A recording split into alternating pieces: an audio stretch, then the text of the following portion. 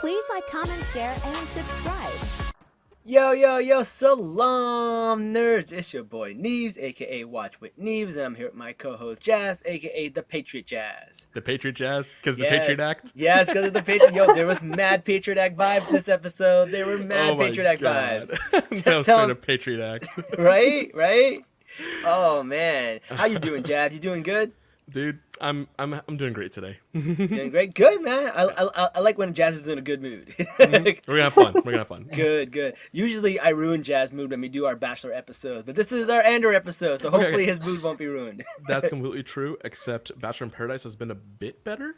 It has, right? It's been a lot better compared to The Bachelorette, which was just a giant shit show. So, it's okay. It's okay. Yeah, it's really cool. A lot of our videos are going viral right now from the Bachelorette from yesterday because of our guest yesterday. Good. Did the one with of us talking about how that guy dated like an underage girl go viral? No, that one did not go viral. But That's the important one. But the one where we called him out for like using that black girl for that white girl to come later on. That one went viral. That one was good. Good. But listen, I'm super excited for today's episode because we have a hijabi on our show, and that's very special to us because our first episode that we ever did, episode number 1, was called "Are the Mandalorians Hijabi?" And that was our best episode. We had our girl Helly Pop on it. She is a hijabi cosplayer, and she was on, and she was amazing. So, like, I am so happy we have another like hijabi person on our Star Wars episode because It took us 100 episodes to bring one back, right? I know it took 100 episodes to bring back a hijabi. Wait, we had Dina. Never mind. Oh no, we did have Dina. Yeah, that's true. But that wasn't Star Wars. That we were talking about Mo. That's true. Yeah. That's true. But Suhaila, welcome. Thank you for joining us. We have seen you in the comments. We've seen you on TikTok. We've seen you on Twitter. We've seen you everywhere. We finally have you on our show. Thank you so much for joining us. Thank you for having me. I'm excited. Absolutely. Yay. Tell us a little bit about yourself. So I've been just on TikTok like this year. I just saw like enough people talking about it, and I was like, okay, I gotta join in on these conversations. Moon Knight came out, and then with Marvel, and so I've been talking about a variety of shows, and finally like diving into like the nerdy side of myself, publicly, anyways. Embraced it. Yes. Let the nerdiness flow through you.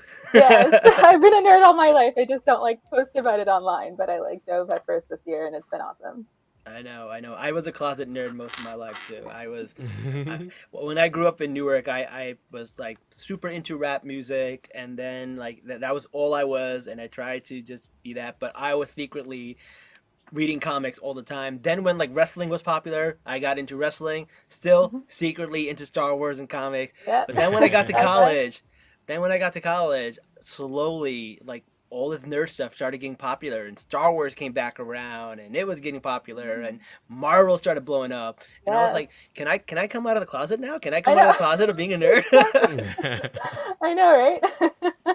That's awesome. Well, listen, we're excited to have you. It's going to be a fun show, and let's start talking about it. We start off with our boy Cyril. He is in this brown suit. Think he's looking fly, and his mama like, you ain't shit. She's like, who do you think you are with your brown ass suit? Oh man. What were your thoughts about his scene with his mom? Oh, well, I mean, it was like very similar to his scenes before, and it like continues to explain a lot about who he is. Just like a typical like immigrant mom almost dynamic, where it's just like nothing, like it's out of love that they're like criticizing you, but then like as the person receiving it, you're just like, oh, fine, mom. I love the whole like collar comment that she made, and then he's like, yeah, I got it tailored. I enjoyed it. He was like, what do you think it means? And she's like, it means you want people to look at you. She's kind of calling him out. And he got a job thanks to his uncle. Like my favorite thing about Star Wars, which makes it so unbelievable and like complete fantasy, is the fact that the cops actually were held accountable and had to pay for their actions. Because that never happens. That never happens in the real world. Yeah, well, I mean, he was more of like hired security than an actual cop. So like, kind of makes sense. Like the real cops now are taking over Ferrex, but yeah, he actually got some consequences for once. Yeah, and now he is possibly working in a little cubicle, which is like his own little prison, right? Those cubicles. Yeah. Oh my God. They can add lights all they want. It's still cubicle hell. He's probably doing TPS reports and like Oh, he gets the Mondays. Yeah. I mean, you can see him like looking around, and he's just like the dread setting in, but he's like, I guess I have to. I don't have any other choice. I wouldn't mind watching a show that takes place in an office in Star Wars world. Like, kind of like how like She-Hulk was like just in a law firm. Like, imagine just like a law firm in Star Wars. Like, how would that work? That would be so funny. People come in and they have like, yeah, so a Jedi came and he cut my car in half with this laser sword. Can my insurance pay for this? Exactly. Oh my God. I'm actually glad they zoomed out and just showed how many cubicles there were there. Like, oh my God, that looked like hell to me. Yeah.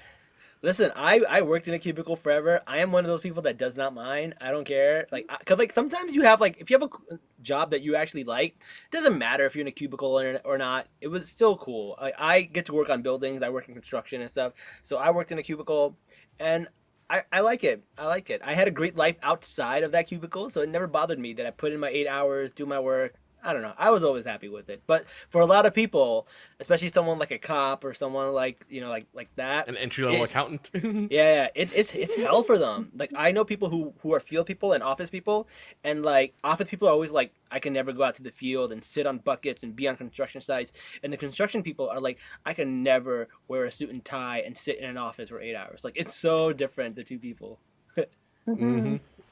Yeah, I guess it depends on your job, and it depends on kind of how much of your life it's taking up. Yeah, absolutely. But yeah. Oh, we got some people in the comments. Here's our Tia. Tia was on last week. I have a lot of videos to post on TikTok from her episode. I can't wait to start posting those.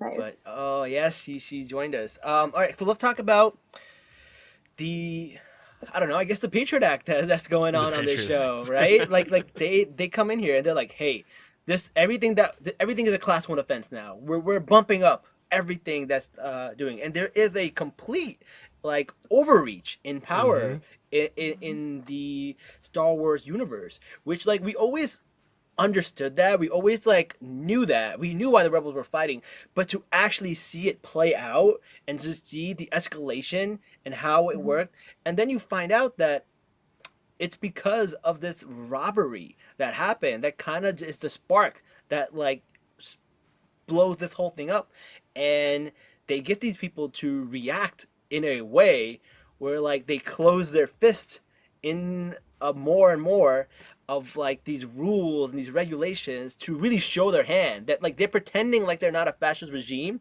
even though they were being a fascist regime, but they couldn't anymore and they showed their hands, and I thought that was really, really cool. What are your guys' thoughts on this?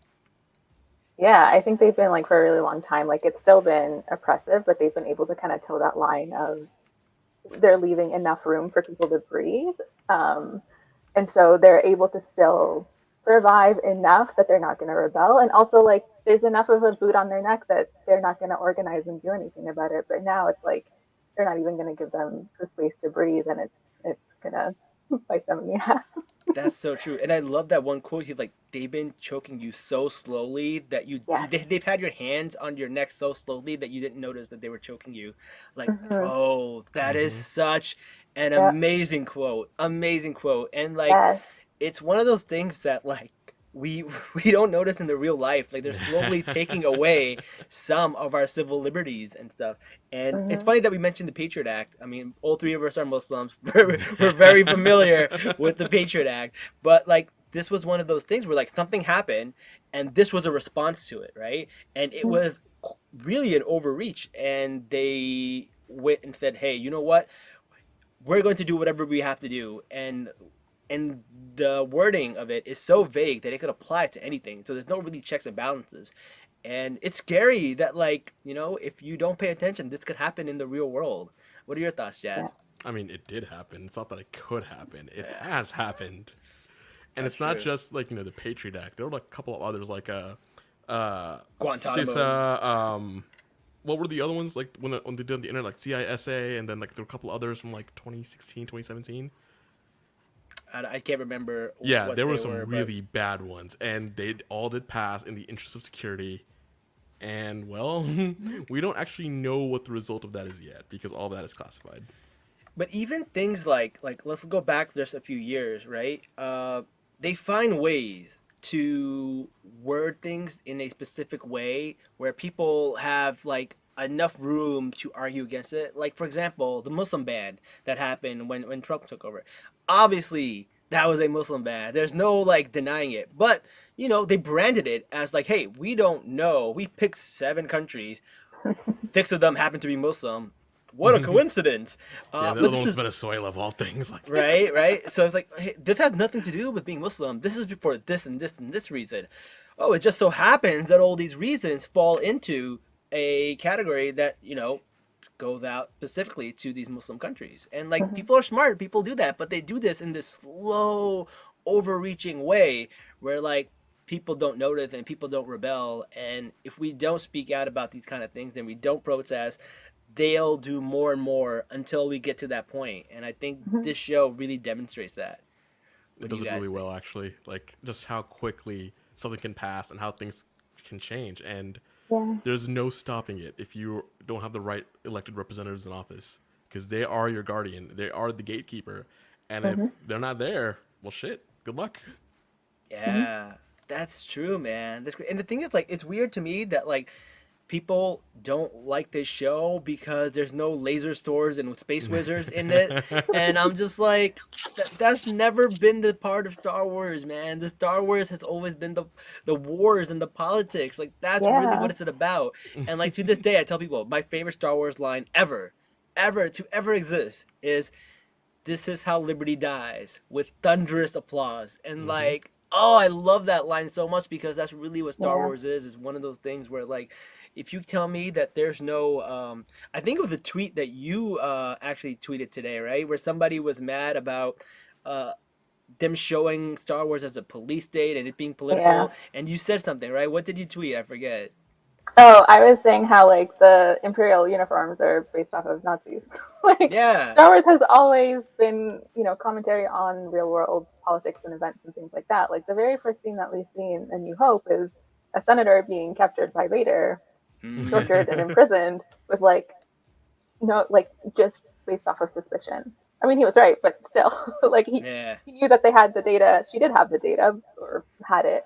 But, he was just able to just imprison a senator and lock her up and, just like that.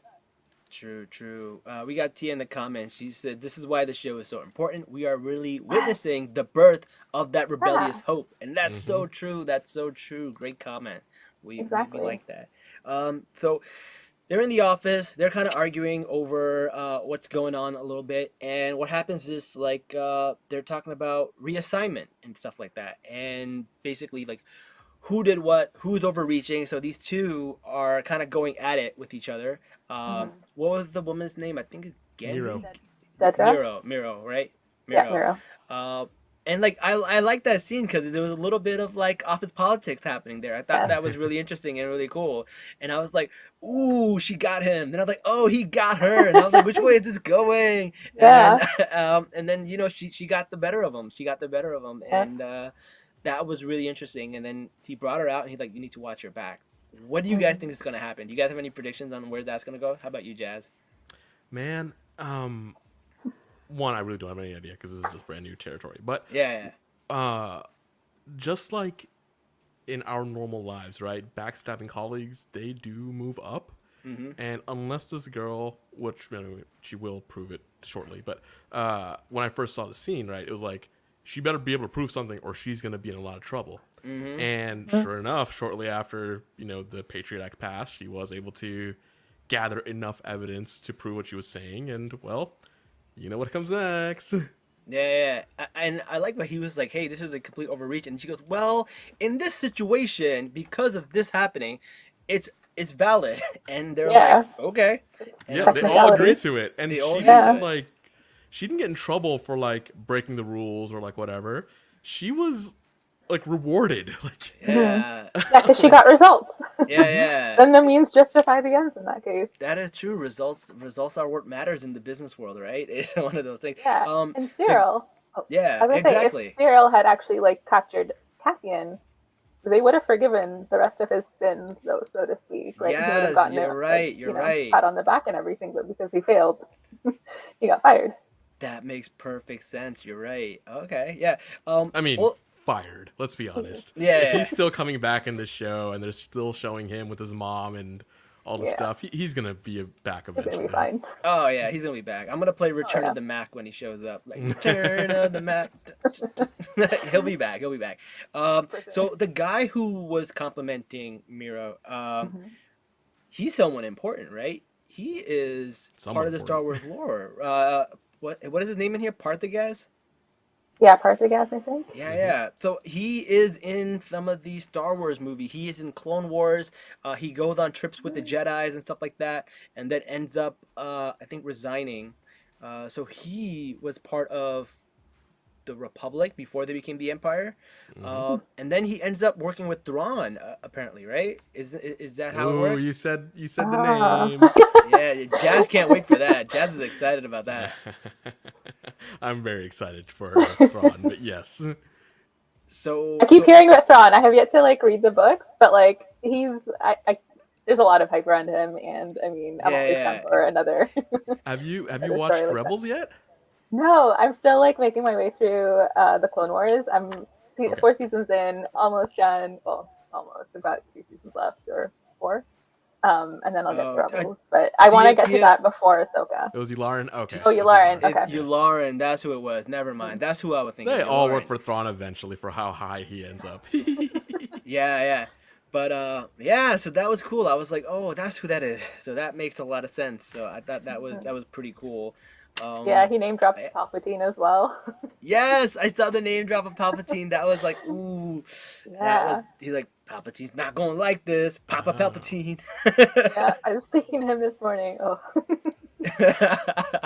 Oh man, that's really cool. So the other person that mentions Palpatine is Luthen and Mos Mothma. And when she comes to return her tie or whatever it was that she bought the dude. They're having this conversation while they're smiling and like having, but there's a lot of stuff that says, man, that I thought was really cool. And one of the lines was, "Has anyone ever made a weapon that wasn't meant to be used?" And I was like, damn. It's one of those things where like we've always known the rebels cross lines, but we didn't know what those lines were. And this show is kind of like showing us, like Cassian always said he wasn't a hero, and now we're like, oh yeah, he is no hero. He is not a hero.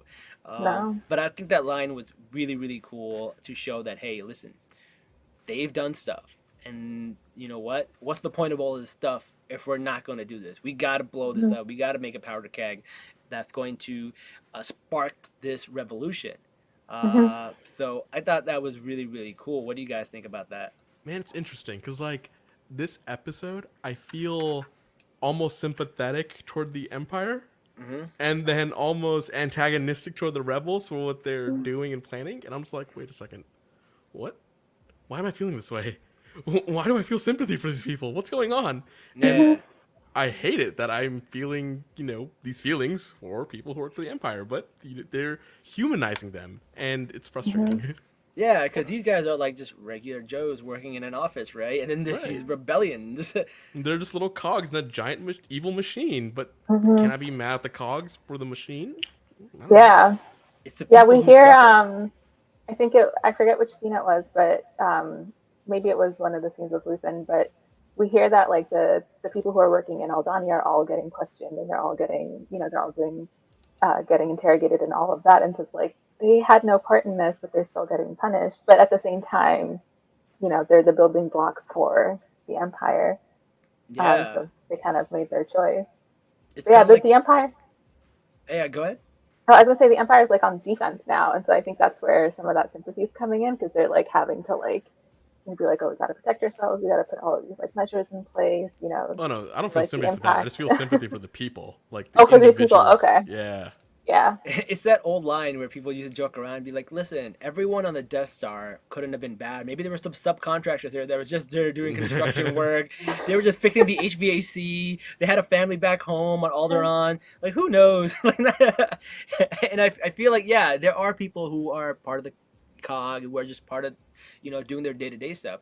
But there's also people that are complacent, right? They're like part of this thing. They're benefit offing it. Maybe they're not the bad people, but their benefit off of it. It's kind of like how we talked about Game of Thrones last week, where we were like, listen, some of these women, yes, they are not part of the patriarchy, but they're benefiting from the patriarchy, right? And they want to keep it in place. And it's kind of the same thing. I think it's very, very telling. And Luthen is definitely someone who's like, listen, these people, they're towing that line.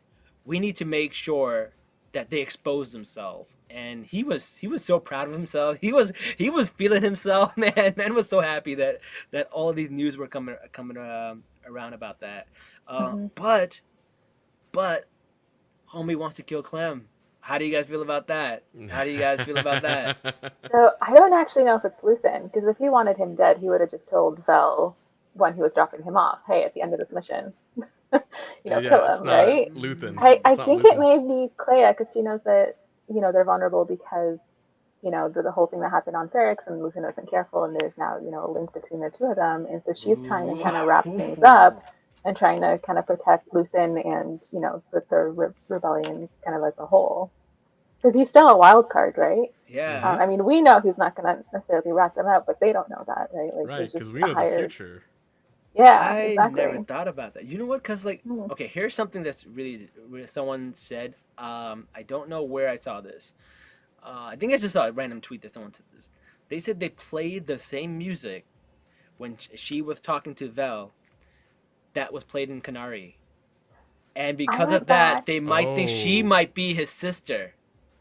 So I went back, like, I saw that same tweet, and I went back and I listened, and there's a bit of similarity, but, like, it's different enough that I'm like, is it not? But there's still like a little bit of similarity there. So I don't know, it's interesting, but like that music does have that feel of Canary, and then when you like go back and like listen to Canary, because that's kind of initially, even at the very like the intro, it like felt like it was Canary to me, and it's like, oh, are we gonna get more flashbacks or something? Yeah, that is interesting. I do feel like we are in episode 7. There's only 8 and 9 left.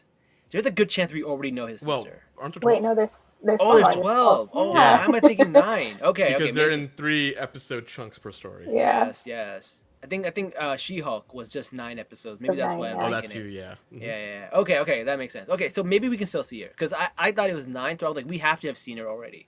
But no, she's probably not here yet. Okay, that's fair. It's a good theory, though. It's a good theory. Yeah. We'll see. Yeah, and Tia here in the comments is saying that she also is feeling it was just the assistant who wants him dead, not Luthen himself. Yeah, they go back and forth. They fight like little married couples. Like, they don't always agree on stuff, so they have a little bit of tiffs here and there. It's like one person's like, "You're too careless," and he's like, "YOLO, we're down with the Empire." Yeah, it's one of those classic things. accelerationist, right? But you know, they're a good team. That's kind of that's what you need. Yeah, and I think it also shows, like, if this order is coming from her, it shows like how much agency she has within the rebellion, as well, like how much authority, I guess is the better word, but yeah, how much authority she has within the rebellion. Or that, and she just really cares about Luthen so much that she wants nothing to interfere with this plan, that she truly believes in the cause and him, and that if something was to ruin the cause, she wants to make sure that she can take care of it. That's true. Well, speaking of authority, how do you guys feel about the dinner party from hell? That's an understatement. Yep. So, Hayla, why don't you go first? Well, I mean, the whole Mon Mothma and Tay conversation was a masterclass. Everything else going around them was like just, infuriating, especially Perrin, like hovering. He's definitely a spy. It's like that meme, like, tell me you're a rebellion. Tell me you're a rebel without telling me you're a rebel. It's like that's what, like they're kind of having this conversation where they're just like talking in codes but not talking in codes. Like, I'm too extreme for you, and she's like, perhaps I'm too extreme for you. Exactly.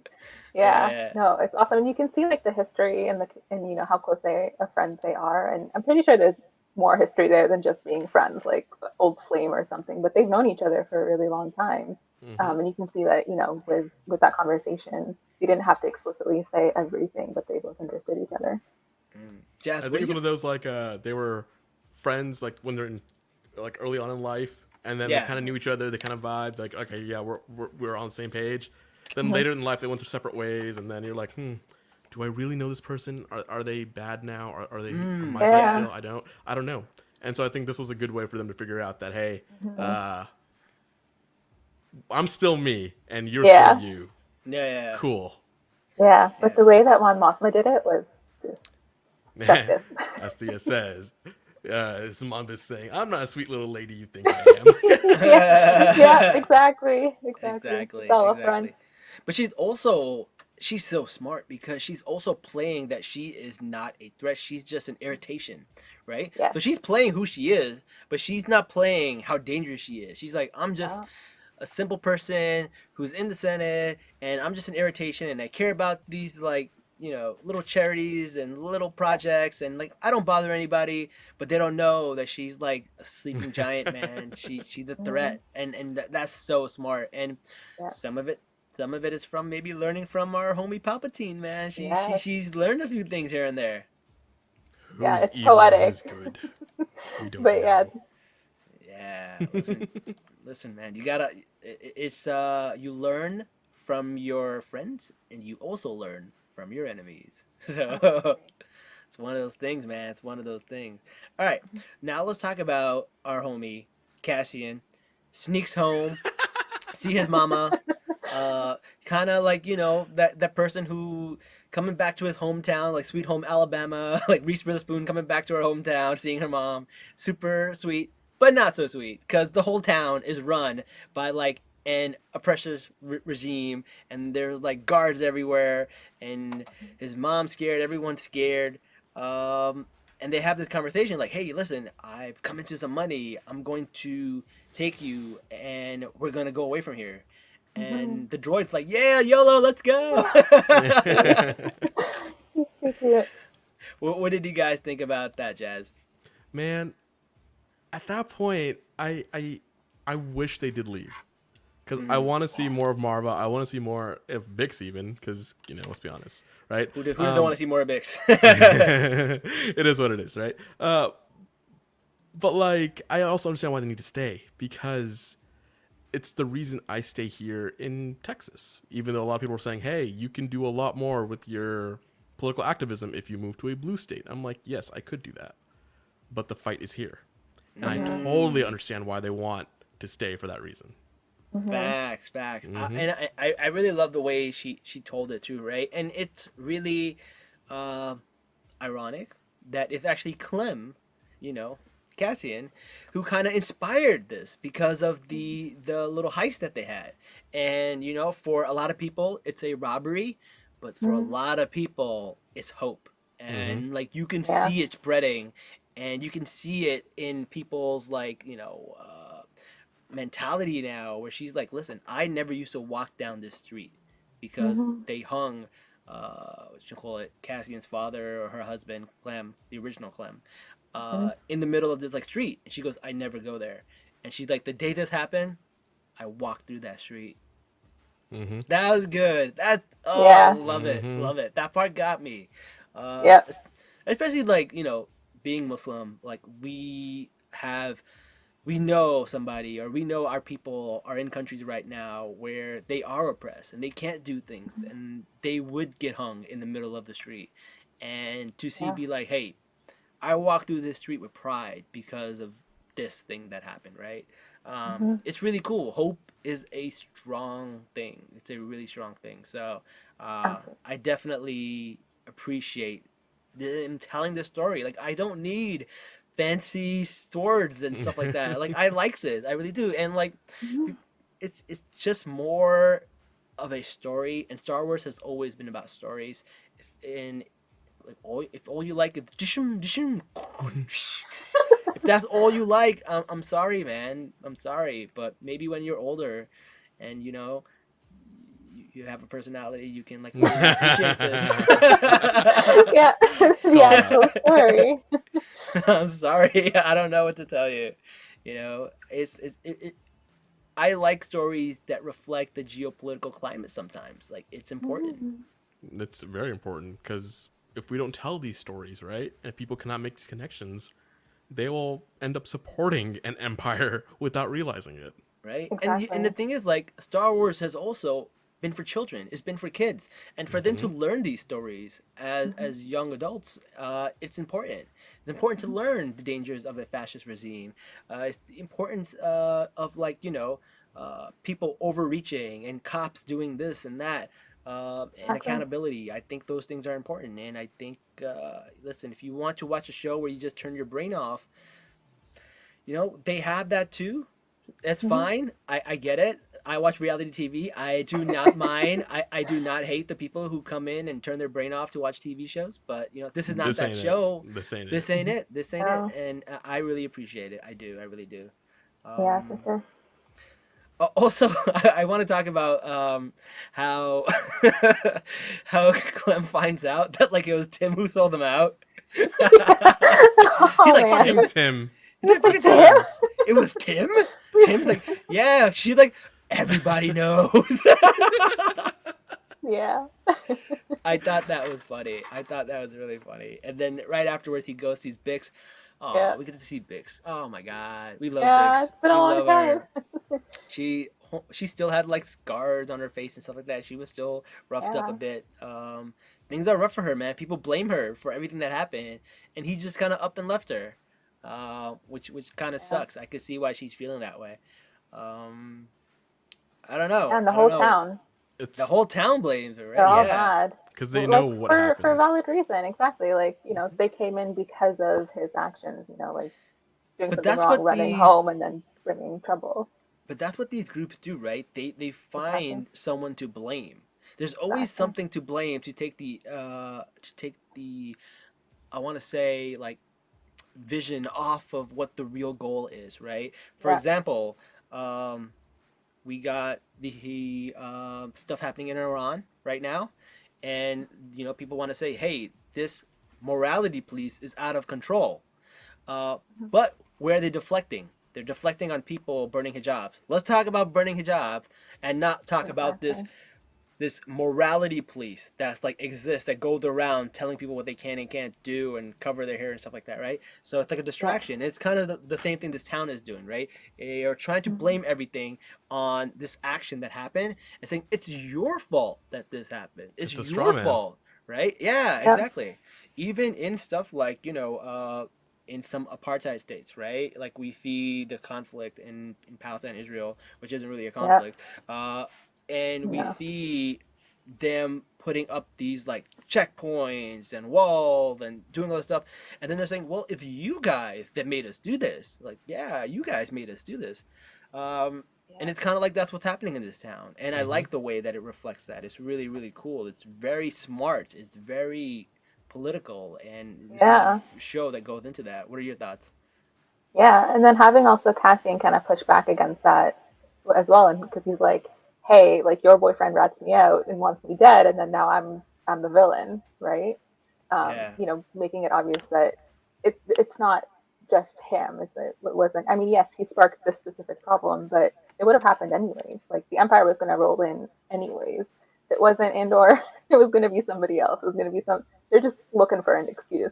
Yeah, because I believe Luthen was there to buy the Star Destroyer or Like they're the packing it or something. yeah. Yeah. So he was going to be there anyways to recruit Cassian. It wouldn't have mattered if he reported him or not, because he probably still would have recruited him. Whether he accepted or not may have changed because there was a lot of heat there in that moment. But if he, did accept regardless, then Tim is completely inconsequential in this whole storyline. I mean, he's inconsequential to me, no matter what, because he's dating Fix, and I was like, I hate that guy just for that. Of course. But you want to know what I really liked? I did like this really heartwarming moment between Cassian and his mom, where he's like, "Listen, you have to go," and she's like, "I'm not." She's like, "If you don't go, I'm gonna worry about you," and she's like, "Worrying is just love." And I really liked that quote. I thought that was really, really good. And it kind of made me think, like, my parents always worry about me no matter how old I am or no matter where I am. People always worry. And it's annoying when people worry about you, especially your parents and stuff like that, and tell you where to go. Quit loving me so much. But it is love, right? It is love. And I love that they added this love comment in this whole Star Wars, political, space, ninja, whatever they have, all this stuff. And there's still a story about love here, which I think is really, really cool and really sweet. What were your thoughts on that? Well, if not for love, why do we do anything? Yeah. That is true. That is true. I agree. All right. Now, I think we got a few more minutes to do. So let's talk about Cassian and his Welcome to Miami era. He ends up on a nice beach after all of this, and everyone else is like struggling still. I know. Luckiest motherfucker alive, I swear. He's got a girlfriend, a big shower. He's eating these like snacks, and like he's in like either Rio or he's in Miami. That's where he is. Which is really, really funny to me. And like, but it was a great demonstration of how much overreach the Empire now has. He literally didn't even do anything. He was just walking, and there were other people who did something, and they were probably talking back about the Empire. They ran away. He happened to be dressed like them, or he happened to look like them, or whatever. And they took him. And they took him. Like, that's crazy. And like it happened to Muslims after 9/11. They just happened to take people, whoever they thought could be possible bad guy. They took them and threw them in Guantanamo. And there are people there today who still don't have like a court date, who don't have any kind of recognition. There's so many people who were there that were innocent, and people found out they were innocent, and people lobbied and stuff, and it took them years to come out of there, right? And like this is like why I love watching Star Wars as a Muslim, because we see this in so many of our cultures and so many of our situations. I really, really do think that was really cool to see. Well, before I forget, I do want to lighten up a bit with the comments. And they say there's no fan service. Oh yeah. Theo was commenting about how Cassian has chested out and everyone loved it. Yeah, of course, it's okay. It's fine. There is some fan service. Yeah, back to the more serious topic about police, right? I loved how the cop droid was like, "Hey, you need to calm down, sir." Like, I've heard that line before when I was being detained. I'm like, "Fuck you!" Like that hit me personally. No, that scene went from like as soon as I saw that shore trooper, I started laughing because I'm like, they just look so ridiculous. And in my mind, I was like, rent a trooper? That's the vibe he was giving, right? And then as soon as he started talking, I was like, oh no. Like that went, and it was just like just the tiniest bit of suspicion from somebody who's not even trained. Like we know stormtroopers, like cops, don't get proper training, right? Like stormtroopers especially are just useless on a whole other level. Exactly. But even like them, tiniest bit of suspicion out of nothing, thin air, and wrong place, wrong time, and 6 years in prison. You know what else that reminds me of? It reminds me of in New York where we used to have stop and frisk, right? Yeah. That was a big thing, right? That's a thing. Like, yeah, that's wild, man. And it's pretty interesting. But I did get a little excited, and not just because of the chess. But I thought we almost had K2SO because he looks the exact same. I was like, yes. No. Then the dread sets in. I know, and then you hear that it's not his voice, and you're like, oh no, I thought it was him. I was so excited. Yeah, do we know it's not K2SO? We do actually, unfortunately, because I think a comic came out and it actually explains how they meet, and that's not how it, and this is not how it is. Yeah. Oh, okay. It explains how, but they're teasing. They're teasing us with them. Yeah, it explains how he rewired them. Yeah, I thought it would be really cool if this is like a police droid that ended up decommissioning and then reprogramming into K2SO. That'd be so cool. But that probably is what happens. But it wasn't this robot. I know. Yeah. I was really hoping specific, to do that. But it was really cool. There's a theory that B, like his consciousness, is going to get put into K2 and then live on with Cassian through that. Because like as soon as I saw B like in the first like interactions with Cassian, I was like, that's familiar. He's not quite as sarcastic as K2 yet, but the comebacks and the like, no filter, just saying everything that he feels like, and it would be They've done it cool. before. They've done it in Solo. The Millennium Falcon has like the soul of Lando Calrissian's android. Yeah. Ooh, this is a good theory. I like it. I hope I like it. so. Because, like, I mean, we know B is not in good shape, and eventually, Oh, poor B. Yeah, but like, Yeah. if they keep him living in a different body, we B would really wanted to all get love out of there, that. man. He should have took B at least, man. He's like, Homie we're was going, like, let's go. homie was packed. He's like, when do we leave, sir? Poor little Just bee. gotta get his like charging port / dog bed. He's like, here's my USB leash. Let's go. Exactly. Oh man, poor him. But all right. So before we go, the last thing I want to talk about was the court scene, right? So he gets taken in, and he can't even explain himself. He can't do anything, and like Oh, they said, this would have been 6 months, but now it's 6 years. years. Insane, Yep. insane. Like Yep. we really get to see the overreach of the empire and how crazy it is, right? And like no one can say like it's not a fascist regime. It's just so crazy right now. You Yeah. have no due process at that point. No, exactly. I don't care who you are. It's a fascist regime. Like, You didn't even You were have talking a about- right to an attorney. Yeah. I was gonna say you were talking about lawyers earlier, and it's like, what lawyers? Yeah. I don't think there's the market for that if this is how they, do all their trials. No. that makes me wonder: do lawyers actually make a living in fascist countries, or do they just not exist there? Like, I mean, you'd have to have due process and actual trials and stuff for. yeah, but like in like say North Korea, do lawyers exist? I don't know. I mean, they probably do, and it's just a front. Like it's a done deal. We just come to make it seem like you've got guess. some of those. I mean, maybe it's just a formality. Exactly. It's just. And they get paid the same as like a sous chef somewhere. Salaam nerds asking the real tough questions for you guys. Yes, we are. Yes, we are. Yeah. But at the end, he goes to jail, and it's funny because both him and Serial, they're in prison. They're in their own type of prison. Weird. They're in their Yeah. own type of prison. Isn't that interesting? Isn't Yeah. that suspicious? Parallel for sure. And I'm sure they're both gonna get taken out somehow. We'll see. We'll see.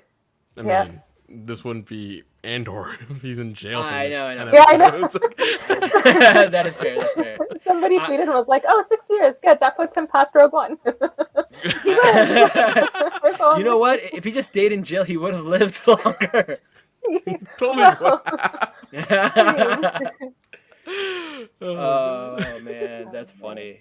That's funny. I don't know, but I wonder if he's gonna pull a Michael Scofield and prison break himself out of there, or what's gonna yeah, happen. or Val maybe gets involved in the Vel breakout. comes to kill him, finds out, oh, you're the good guy. Okay, fine, we'll take you out. Yeah, and then maybe that's how he gets into the rebellion because we're still leading up to that. Like he hasn't, But like, this is a good thing to inspire him to get into the rebellion. Like, look what they did to him. Put him in jail for 6 years for doing absolutely nothing. Yeah, and he saw what they did on Ferrix. He saw like the change in his mom as well, like Marva, and like the spark kind of lighting up in her because of what happened on Albany. So he's starting to see. Yeah. Though technically he should be in jail. He did rob people and kill people. I mean, can you imagine a karma-wise, sentence for that? Are you siding with the Empire here, Neebs? I am just saying the universe will unfold as it should. Karma for For killing those 2 cops and then like the heist. I don't know, man. Maybe. Now, free my boy Cassie, yo. Free Cassie.